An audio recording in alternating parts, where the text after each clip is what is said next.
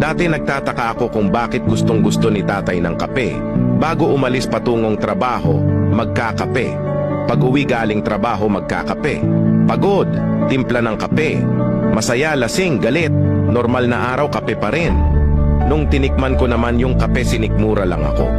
Pero nagbago ang tingin ko sa kape noong nagsimula na akong magpuyat sa mga pangarap para sa aking pamilya at sarili. Hindi pala yung kape ang nakaka-addict, yung pakiramdam pala. Hindi lang kasi siya basta likido na may matamis at mapait na lasa. Isa siyang pahinga. Bawat higop ng kape, oras mo yon para sa iyong sarili. Bawat segundo na dumaraan habang hawak ang baso, iyon pala ang espasyo para maisip mo kung ano ang sunod na plano. Sunod na hakbang patungo sa pangarap mong maging ikaw. Habang tumatanda ako, mas nagugustuhan ko ang kape. Ganoon marahil kapag kailangan mo ng saglit na pahinga sa nakapapagod na mundo. Tara, kape tayo!